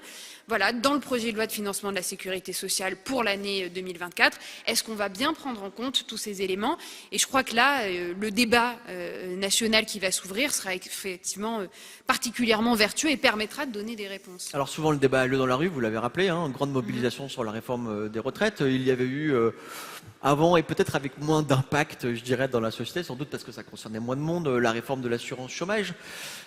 On a souvent tendance à dire, dès lors qu'il y a une réforme pour aller non pas vers le moins mais vers le mieux, que tout cela est d'obédience néolibérale ou ultralibérale, peu importe les termes. Est-ce que clairement notre pays, la France, est sous la menace d'un ultralibéralisme ? Alors pour vous répondre, oui. Alors pardon, plus que je voudrais quand même citer pour vous répondre un ouvrage passionnant qui est sorti l'année dernière d'un politologue qui s'appelle Kevin Brooks et qui a écrit un ouvrage qui s'appelle Pourquoi le néolibéralisme a échoué en France. Et alors c'est hyper intéressant parce que Brooks nous montre comment, en dépit d'un terreau particulièrement favorable, on a une tradition intellectuelle libérale en France portée par Tocqueville, par Constant, qui permettait à cette idéologie de prendre forme. On a eu quand même sous la Ve République un enchaînement de gouvernements plutôt à droite, de centre-droit ou de centre-gauche, qui n'étaient pas a priori hostile à l'émergence de ces idées-là. Et ce que montre Brooks dans son ouvrage, c'est qu'en dépit de ce terreau favorable-là, eh bien, la France est, de tous les pays d'Europe, celui qui s'est le moins néolibéralisé. Alors, il explique pour toute une série de facteurs, sur la façon dont la haute administration est formée, sur une culture politique qui est plutôt rétive à l'adhésion à ces idées-là. Et je ne vais pas revenir dans le détail parce que je sais que le temps est compté. Mais c'est très intéressant, c'est-à-dire que, effectivement, que les deux réformes que vous avez mentionnées, et d'ailleurs le livre, et je le tiens par souci d'honnêteté intellectuelle parce que je suis ici devant une cour, et le livre, voilà, et que j'ai juré, le livre porte sur une période un petit peu antérieure puisque son enquête s'achève au milieu des années 2010. Mais en tout cas, s'agissant des deux réformes que vous avez citées, qu'elles soient d'inspiration néolibérale et qu'il y ait une coloration néolibérale, je pense que leurs concepteurs même le reconnaîtraient volontiers. Mais de là à dire qu'elles entraînent une forme de bascule absolue de la France dans le néolibéralisme, je pense qu'encore une fois, pardon de répéter inlassablement ce chiffre, mais quand on a un État qui consacre le tiers de son PIB à sa dépense sociale, on est encore assez loin de ce néolibéralisme triomphant que beaucoup voilà, critiquent. Très bien, merci beaucoup Madame Loridon. Merci à vous, Monsieur le procureur. Avec Maître Megrawa, merci. Merci Monsieur le procureur. Le témoin est à vous, Maître. Vous avez 5 minutes. Merci. Bonjour. Bonjour Maître. Alors rassurez-moi, Madame Loridon, le fait que les Français cultivent un culte de la solidarité, c'est plutôt rassurant, non? Ça l'est, c'est exactement ce que je disais à Monsieur le Il est procureur. où le problème? Tant que ce culte ne se fonde pas en dogme exclusif et qu'il n'exclut pas les autres initiatives solidaires qui émaneraient du privé. Et encore une fois, il faut être très explicite sur ce qu'est le privé. Ce sont pas uniquement les grandes entreprises du CAC 40, mais c'est aussi toutes les individualités, les initiatives associatives spontanées. Et celles-ci, il faut qu'elles puissent se développer.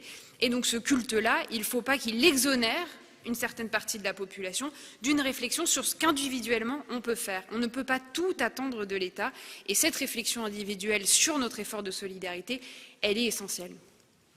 Alors récemment, le Spiegel, alors il me semble que ça devait être la une, du Spiegel a qualifié la France d'Allemagne en mieux, désignant notre économie et aussi notre capacité à prendre soin.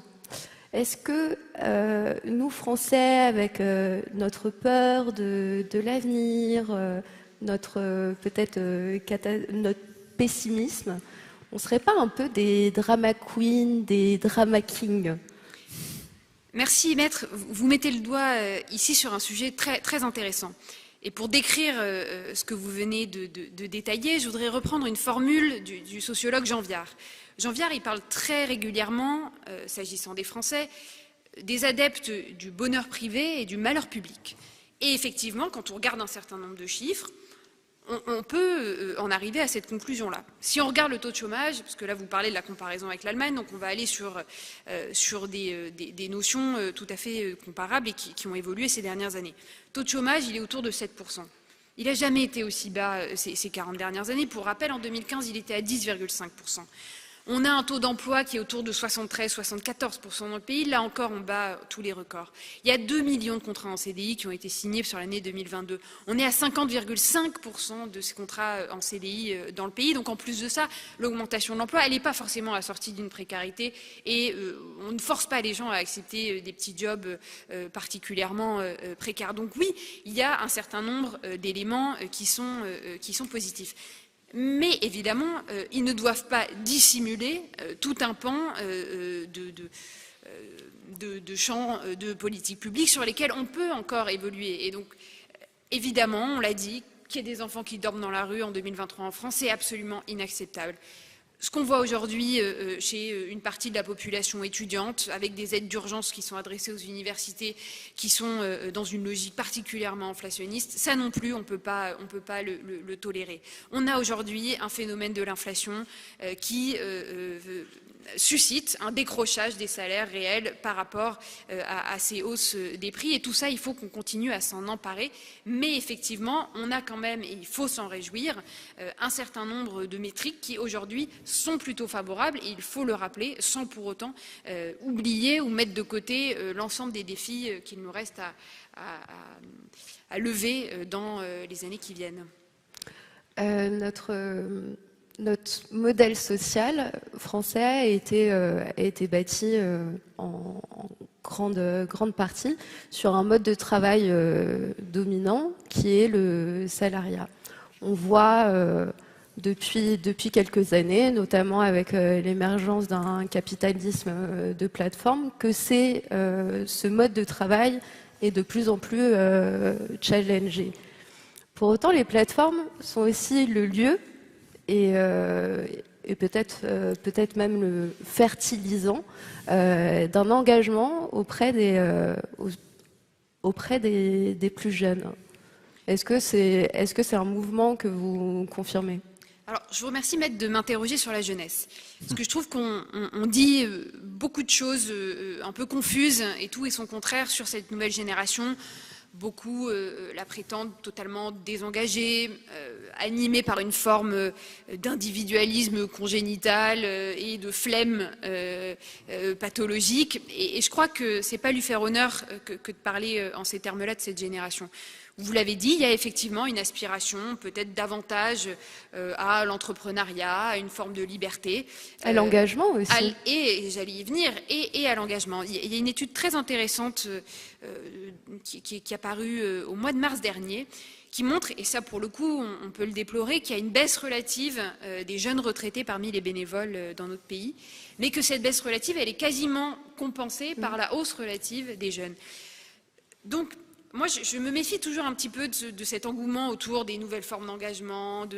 En réalité, on voit que l'engagement traditionnel, et je ne veux pas que cet adjectif de traditionnel il soit appréhendé de façon péjorative, mais les modalités classiques de l'engagement, en fait, elles perdurent, et même les jeunes s'en emparent. Alors, ils le font un peu différemment, et pour les associations, c'est compliqué, parce qu'effectivement, le jeune retraité, il est peut-être plus disponible que le jeune trentenaire qui va fonder une famille, qui va avoir un emploi qui petit à petit va le contraindre à diminuer son engagement associatif, mais je crois qu'il ne faut pas minorer le maintien d'une forme d'engagement traditionnel dans cette jeunesse-là. Mais après, effectivement, il y a tout un tas il y a une nouvelle grammaire en fait de l'engagement qui se dessine chez ces jeunes-là et qui est très intéressante. On signe beaucoup plus de pétitions. Alors beaucoup de gens disent ça n'engage à rien, vous faites ça depuis de vos salons. Non, c'est pas vrai. Des gens lisent un certain nombre de documentations, s'informent sur des sujets, choisissent les causes qu'ils veulent défendre. Il y a la jeunesse du climat, évidemment, celle qui défile dans les rues. Elle n'est pas majoritaire, et là non plus, il ne faut pas succomber aux effets de mode, mais elle est là, et elle renouvelle une forme d'engagement, et elle porte aussi, et je voudrais revenir sur quelque chose qui a été dit précédemment, sur un espèce de clivage irréconciliable entre les générations. Ça aussi, quand on regarde en détail dans les chiffres, c'est complètement faux. Parce que cette jeunesse qui s'intéresse au sujet climatique, eh ben, elle va entraîner avec elle la génération de ses parents, peut-être même des grands-parents, et on va avoir une mobilisation assez transgénérationnelle sur un certain nombre de grandes causes, et ça, je crois qu'il faut s'en réjouir, et je crois qu'il faut surtout aborder en priorité ces sujets-là de cette façon-là, pour ne pas stigmatiser et pour ne pas donner l'impression d'un conflit, alors même qu'on a suffisamment, je crois, de force vive dans notre pays pour avancer en solidarité sur l'ensemble de ces sujets. Je crois que ce sera le mot de la fin. Je vous remercie. Merci, Maître. Merci beaucoup, Madame Leridon. Vous pouvez retourner vous asseoir. Et merci, Maître. Eh bien, je crois qu'on a auditionné tous les témoins. Donc, cher jury, j'espère que vous avez été attentifs, puisque on va passer au vote dans quelques instants, mais juste avant, on va entendre le réquisitoire et la plaidoirie, un dernier moment pour vous donner l'opportunité de vous forger une opinion sur le sujet. Monsieur le procureur, une fois n'est pas coutume, on commence par vous. Vous avez 5 minutes. Merci, Madame la Présidente. Madame la Présidente, Mesdames, Messieurs les témoins, merci beaucoup, vous avez été brillants. Cher public, c'est donc vous le jury. Hein. Et donc c'est vous que je dois convaincre de répondre oui à la question la solidarité est-elle un luxe? Donc vous qui faites œuvre quotidienne de solidarité, vous qui êtes des militants engagés, vous qui chaque jour contribuez à éviter que la société ne se transforme en une jungle hein, où l'homme serait un loup pour l'homme. Je vais donc demander à vous tous et toutes de voter contre vous-même, contre vos convictions, mais pourtant, c'est ce que vous allez faire. Et vous allez le faire en conscience. Alors, moi aussi, mesdames, messieurs, j'étais comme vous. Quand j'ai été désigné d'office par le parquet pour défendre une ligne indéfendable, j'ai d'abord fait comme Pablo Longoria, président de l'Olympique de Marseille. J'ai brandi mon droit de retrait. Et puis, vous savez que la justice, comme la plupart des services publics d'ailleurs, est totalement ruinée. En témoignent ces boutons qui ont sauté de ma combinaison. Et donc j'ai fait ce que tout bon journaliste ou tout bon procureur fait quand il est face à un petit problème sémantique de ce genre-là. Je me suis mis devant mon ordinateur, j'ai tapé la question suivante. Salut. Alors je l'appelle chat. Salut chat. J'ai 5 minutes pour convaincre un public qualifié que la solidarité est un luxe. Qu'est-ce que tu me conseilles? Et la réponse, la voici. Convaincre, je prends un peu la voix de Siri, mais convaincre en 5 minutes un public qualifié que la solidarité est un luxe est une tâche qui incombe généralement à un individu de droite, égoïste, ultralibéral, adepte de l'optimisation fiscale, bref, ai-je bien lu? Oui, un macronien. De fait, jamais, mesdames, messieurs, confiance à l'intelligence artificielle pour répondre à une question politique. C'est la première raison de mon réquisitoire. Mais trêve de plaisanterie, oui, évidemment, la solidarité est un luxe. Je crois qu'en creux, on l'a totalement démontré, même si personne n'a osé le dire de cette manière. Parce que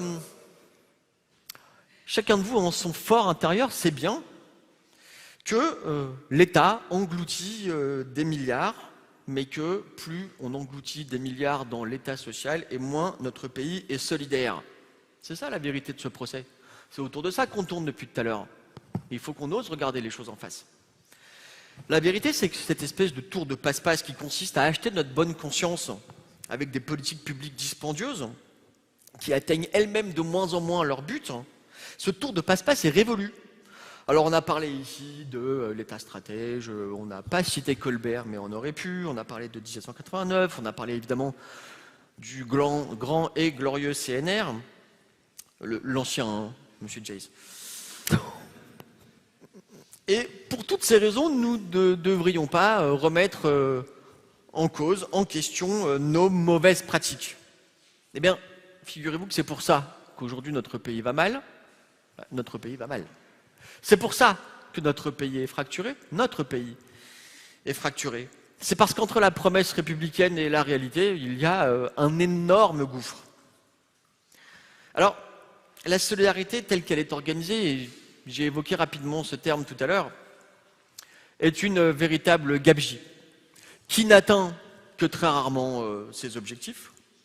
Quand elle atteint ses objectifs, c'est parfaitement par hasard, par inadvertance, qui nous rend méfiants les uns envers les autres et qui nous rend méfiants envers l'État, qui nous ruine, bêtement d'ailleurs, après quoi on nous réclame des efforts et on culpabilise les générations présentes parce que c'est elles qui font peser une dette sur les générations futures. Et puis, cette solidarité gabegie, enfin, et M. Jays l'a, je crois, merveilleusement rappelé, elle ne tient pas compte des nouveaux enjeux. Elle ne tient pas compte des enjeux climatiques, elle ne tient pas compte, M. Gage, des enjeux du grand âge, de la petite enfance. Alors, vous aurez remarqué que je n'ai pas utilisé le terme pognon de dingue. J'ai utilisé le mot gabegie. Gabegie de la politique de la ville, qui a laissé pourrir des ghettos pendant des décennies, au mépris des millions de personnes qui vivent à l'intérieur. Gabegie de la formation professionnelle, qui engraisse les formateurs, mais ne forme plus personne. Gabegie des politiques de santé, qui créent des déserts médicaux et qui transforment nos hôpitaux en cours des miracles. Gabegie des politiques d'éducation, évidemment, qui embarque tout un pan de la classe moyenne vers le privé, parce que là, au moins, on est bien éduqué. Et après, on s'offusque de la campagne de com', de pub, je ne sais pas comment il faut l'appeler, du gouvernement, intitulée « En avoir pour mes impôts ». Mais en fait, c'est exactement l'effet qu'on a obtenu sans le vouloir. Moins on s'intéresse aux résultats concrets des politiques dites de solidarité, plus on crée les conditions d'une forme de populisme, d'une forme de gilet jaunisation du débat public. Quand on confond l'État avec un guichet, il ne faut pas s'étonner qu'après ça, on vienne y réclamer son dû, y compris violemment. Et ça nous donne des campagnes de type anglo-saxonne, en avoir pour son argent. Alors, tout va bien, d'après M. Gage. L'État joue son rôle. Certes, il y a quelques ajustements à faire. M. Gage, merci pour votre merveilleux plaidoyer républicain, socialiste, jaurétien. En réalité, j'eusse espéré que vous-même, à titre personnel, vous soyez au pouvoir, mais visiblement, les Français ne vous ont pas suivi. Il va falloir que, quand même, on s'interroge un minimum. Bon, je crois que, proportionnellement, la gauche est vraiment en train de se réduire, donc faites un tout petit peu attention à vos alliés, mais ça, je vous le dis à titre personnel. En l'état actuel des choses, mesdames, messieurs, il faut se rendre à l'évidence, personne n'en a pour son argent, évidemment. Si vous voulez encore plus de démagogie dans ce pays et si vous voulez encore plus de populisme, eh bien, continuez comme ça. Les professionnels de l'indignation, ils sont nombreux dans ce pays, pourront toujours regretter qu'on fasse appel à McKinsey pour acheminer les vaccins en lieu et place de fonctionnaires bureaucratisés et incompétents. Les professionnels de l'indication, de la même manière, pourront s'indigner que ce soit, et on l'a trop souvent ici cité pour que je répète son nom, mais le domaine privé qui finance les restaurants du cœur. La vérité, c'est que l'État n'est pas en voie de clochardisation, comme le disait Fourquet, mais en voie de décomposition. Pourtant, Madame Le Ridon l'a bien rappelé, elle a rappelé les termes du débat. Pourtant, c'est sur lui que ça repose. Donc c'est vrai qu'on peut s'amuser à dire privatisation, non, mais en fait, plus de 90%, Madame Le Ridon, vous l'avez rappelé, des dépenses de solidarité sont le fait même de l'État. C'est donc bien lui le responsable. Pardon, c'est lui le coupable. La situation réclamerait clairement un énorme chamboule-tout. Madame Fromageau, j'ai bien écouté ce que vous avez dit. Vous avez utilisé un vocabulaire parfaitement digne d'une jeune start-upeuse. Là encore, macronienne, si vous me permettez l'expression. Synergie, management pour une nouvelle cohésion sociale, c'est beau comme du Gabriel Attal. Alors qu'est-ce qu'on attend pour réformer l'État? Les Français souffrent. Vous l'avez rappelé les uns et les autres, de plus en plus de cantines solidaires, de plus en plus de bénéficiaires des banques alimentaires, de plus en plus de pauvres, de plus en plus d'étudiants qui font la queue au guichet pour avoir des repas à 1 euro. Ça grossit, il y a quelque chose, il y a un problème. C'est ça la question du luxe. Vous ne croyez pas que j'allais vous faire un réquisitoire de droite quand même? Mesdames, messieurs les jurés, vous tous qui allez voter, le problème c'est que c'est vous qui êtes en première ligne pour écoper. Si vous continuez à dire que ce n'est pas du luxe et que la main sur le cœur, il faut continuer comme avant, mais en fait c'est vous-même qui vous tirez une balle dans le pied. Mesdames, messieurs les jurés, ce n'est pas un grand sacrifice que je vous demande. C'est un acte de solidarité, mais c'est aussi un acte salutaire de voter oui à cette question. Oui, parce que par votre vote, vous allez envoyer un signal, certes modeste, mais déterminé. Vous allez montrer que vous refusez de cautionner un système à bout de souffle dont vous êtes les victimes et d'une certaine manière, pardonnez-moi l'expression, dont vous êtes les idiots utiles. La solidarité est un luxe que nous ne pouvons plus nous permettre Les mots vous manquent. de payer. Nous ne pouvons plus nous permettre de nous payer le luxe, de payer cette solidarité. Je vous remercie beaucoup, mesdames, messieurs. Répondez oui à la question qui est posée. Merci. Merci, monsieur le procureur. Le dernier mot étant à la défense, nous allons maintenant entendre l'avocate, maître Megrawa. Nous vous écoutons, tâchez d'être aussi convaincante et originale que monsieur Keller. On va essayer. Madame la Présidente, Mesdames, Messieurs les jurés, cher public, dans quelques instants, vous allez devoir vous prononcer sur la question la solidarité est-elle un luxe? Un luxe. Croire rêver. Et à cette question, je vous demande, au nom des générations futures qui pâtissent déjà de nos piètres décisions, de voter non. Messieurs Jays et Gage nous l'ont rappelé tout à l'heure, la solidarité est le socle de l'État contemporain. Dans l'article 1er de sa Constitution, la France est désignée comme une république indivisible, laïque, démocratique et sociale. Je vous invite également à parcourir toutes les constitutions des pays voisins, ne pas définir l'État comme social et plutôt l'exception, pas la règle. La solidarité n'est pas une obole, elle n'est pas un luxe, elle est fondamentale, elle est constitutionnelle. Liberté, égalité, fraternité ou solidarité, finalement c'est pareil. L'état de droit ne construit pas seul une confiance, expliquait à propos de la solidarité la philosophe Cynthia Fleury au micro de France Culture. Ce qui l'a construit, c'est l'accès à la solidarité. Si vous remettez en cause cette solidarité, vous remettez en cause le contrat social et l'attachement à l'état de droit. En accusant la solidarité d'être un luxe, monsieur le procureur, vous n'êtes pas loin du crime lèse-république. J'irai plus loin. De l'Est français, dans une enquête réalisée en 2017 pour leur ouvrage « Ce qui nous rassemble, comment peut-on rester français ?», les auteurs, respectivement sociologues et journalistes, Arnaud Zegierman et Thierry Keller, sont nos compatriotes. À la question « Pourriez-vous choisir parmi les propositions suivantes les 3 qui sont les plus importantes pour vous dans le fait d'être français ?» C'est le modèle social, pour 62% des sondés, qui l'emporte. Être français, au-delà d'une langue, d'une culture, un art de vivre, c'est aussi adhérer à l'idée qu'un État assure à chacun et chacune une protection en période de crise.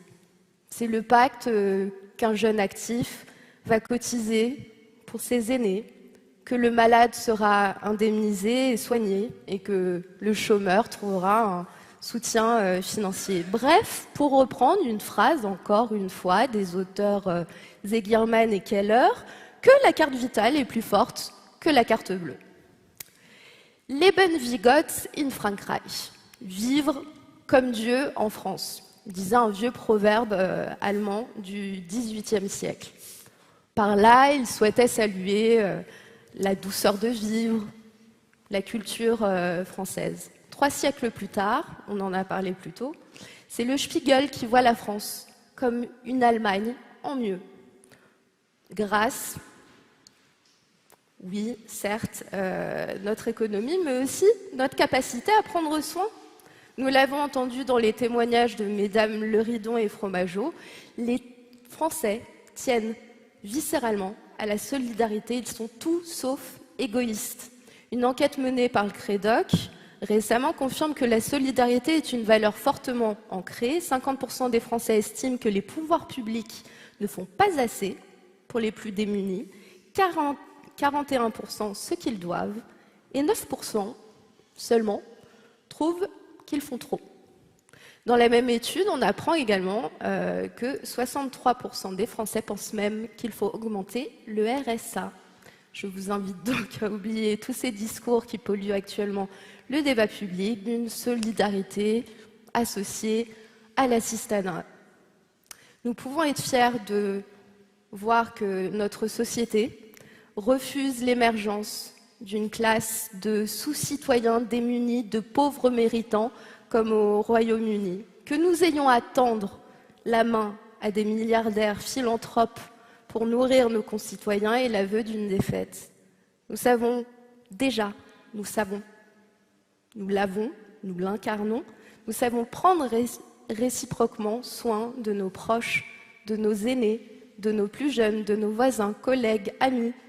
Et c'est ce qui nous lie, c'est ce qui nous porte, et ce faisant, nous nous réalisons. La solidarité n'a d'ailleurs, on peut le voir dans l'histoire, n'a pas attendu le CNR de 45 ou le solidarisme de Léon Bourgeois pour s'incarner dans la République.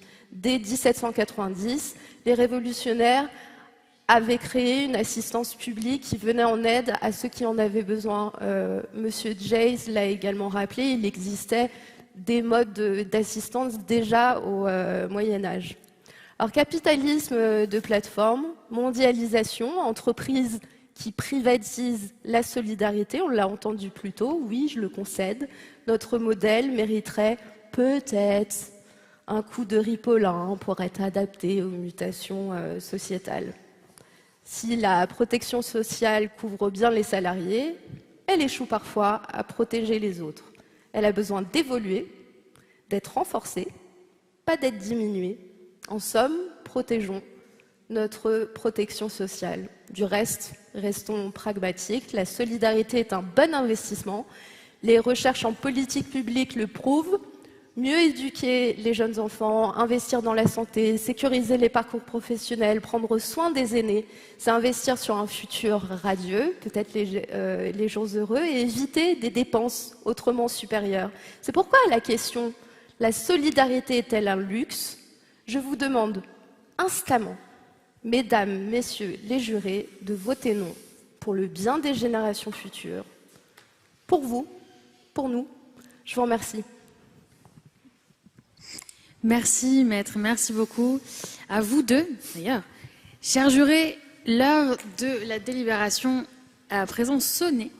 Une fois n'est pas coutume, je vais vous demander de sortir vos téléphones portables et d'opérer une opération dont on parlait au début, des plus complexes, à savoir ouvrir vos appareils photo et viser le QR code qui va s'afficher à l'écran, ou bien donc un lien doit s'ouvrir sur votre téléphone et vous cliquez dessus, vous pourrez voter oui ou non, ou alors vous allez sur le site slido.com,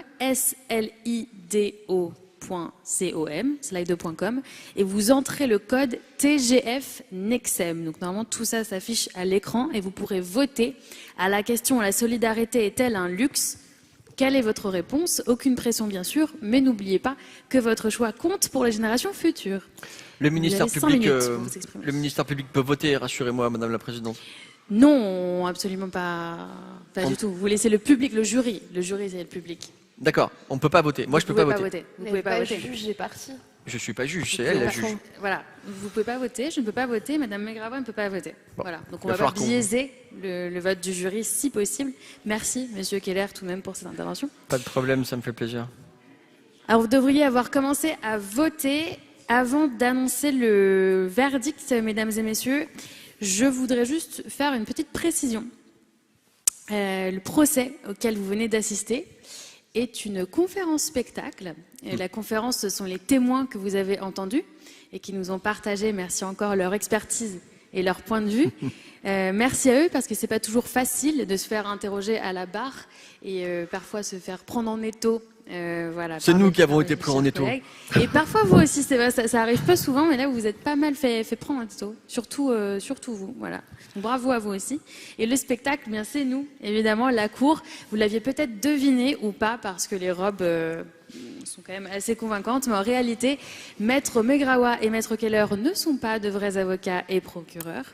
Et je ne suis moi-même pas présidente de cour pendant tous mes jours ouvrés, je fais une activité tout à fait différente, ce qui veut dire que le point de vue défendu aujourd'hui par Maître Megravois et Maître Keller ne reflète pas vraiment leur avis et qu'en vrai, vous vous entendez bien. Oui. Oui, tout va bien. Moi, voilà.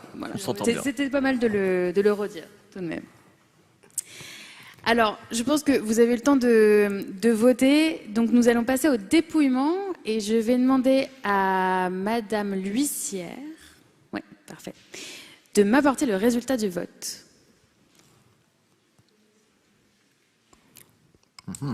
Madame l'huissière s'avance.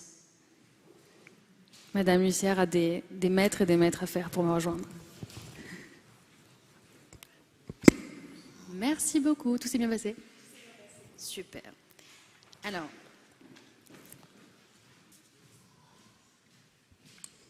je vais reprendre le micro. Alors, mesdames et messieurs, le moment du verdict. Dans l'intérêt de nos descendants, le tribunal pour les générations futures déclare à 87%. Combien? 87. Donc on est sur une victoire plutôt écrasante à ce stade.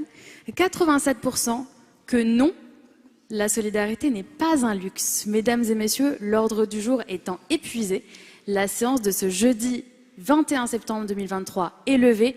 Merci à la Cour, encore une fois, à notre greffier Xavier Gorce, dont on n'a parlé qu'au début, mais les dessins étaient quand même